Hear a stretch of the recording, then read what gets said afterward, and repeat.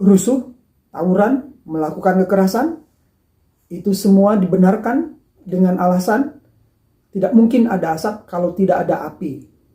Tidak, kalian bukan asap atau api.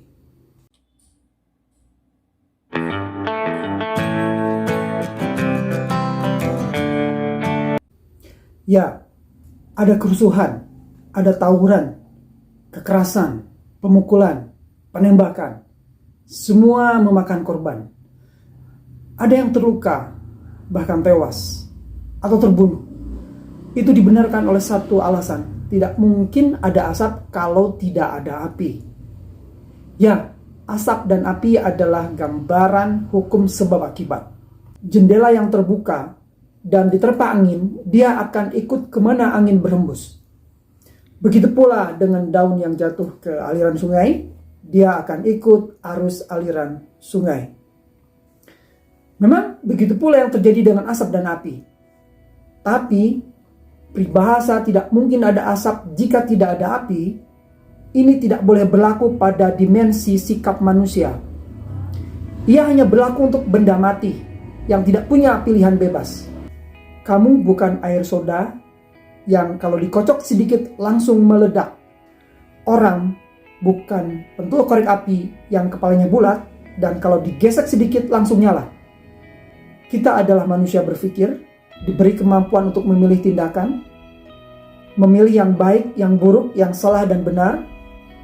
Ada aturan hukum yang akan memberi kamu sanksi hukum jika kamu mencelakai orang lain. Kita bukan kadal atau buaya yang hanya dibekali oleh otak yang sangat primitif, yaitu otak reptil, yang hanya berfungsi untuk mempertahankan hidup. Kita manusia punya kemampuan otak yang lebih sempurna, yaitu kemampuan menimbang, menganalisa, dan membuat keputusan terbaik. Jadi berhentilah menyamakan diri dengan api atau asap. Tidak ada itu. Hukum perilaku manusia disamakan dengan rumus ada api, ada asap. Bahkan tidak pula rumus psikologi massa atau psikologi kerumunan membenarkan seseorang melakukan kekerasan terhadap yang lainnya, seolah pikiran kita, pilihan tindakan kita, emosi kita dikendalikan penuh oleh orang lain. No, para pelaku kekerasan atau kerusuhan seringkali dibenarkan oleh teori psikologi kerumunan ini. Dianggap bahwa pada saat dalam kerumunan atau di tengah massa, mereka menjelma menjadi manusia yang berbeda dengan saat mereka sedang sendirian. Jika ada emosi negatif yang ditampilkan seseorang di dalam kerumunan itu, maka itu dianggap bisa menular ke orang lainnya di dalam kerumunan itu.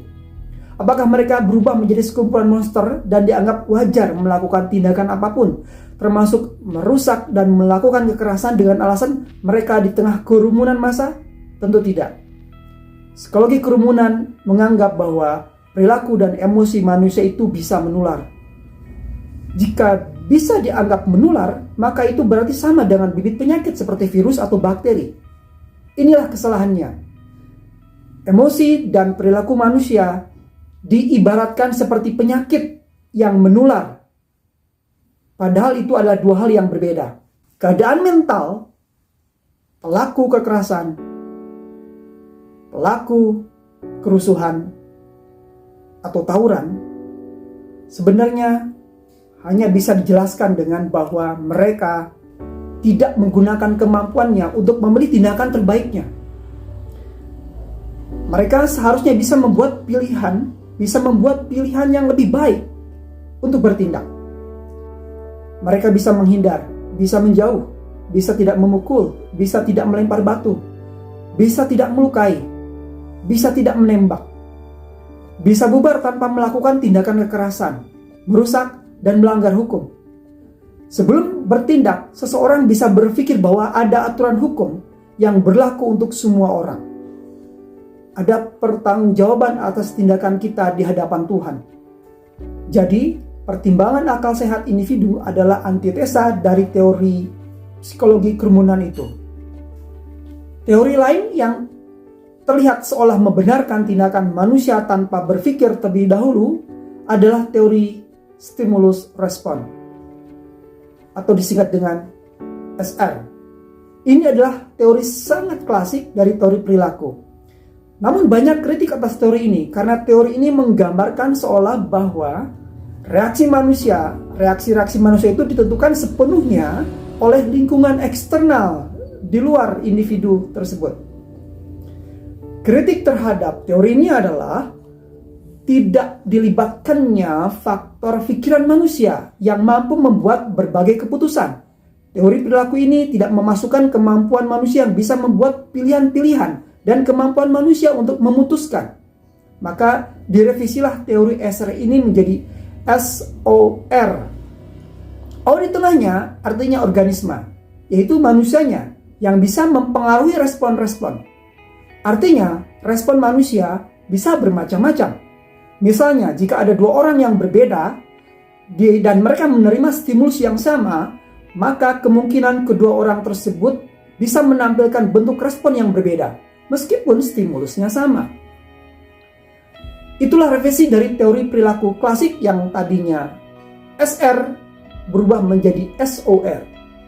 Dengan demikian, teori SOR ini juga meruntuhkan asumsi teori psikologi masa tadi yang termasuk mementahkan anggapan tidak ada asap jika tidak ada api.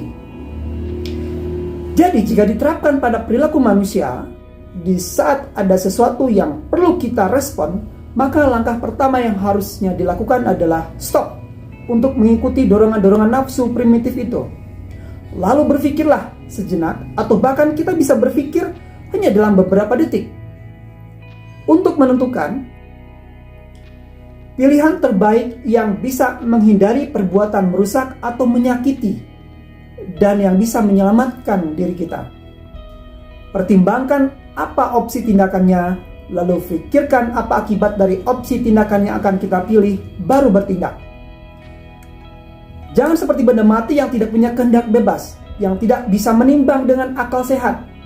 Sekali lagi, karena kita bukan bentuk korek api yang bentuknya bulat, tanpa otak digesek sedikit nyala. Maka sesungguhnya kita adalah manusia yang punya kemampuan memilih tindakan terbaik yang bersumber dari akal sehat dan hati nurani.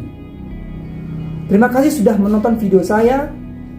Jika bermanfaat silakan subscribe dan sampai jumpa di video-video saya berikutnya.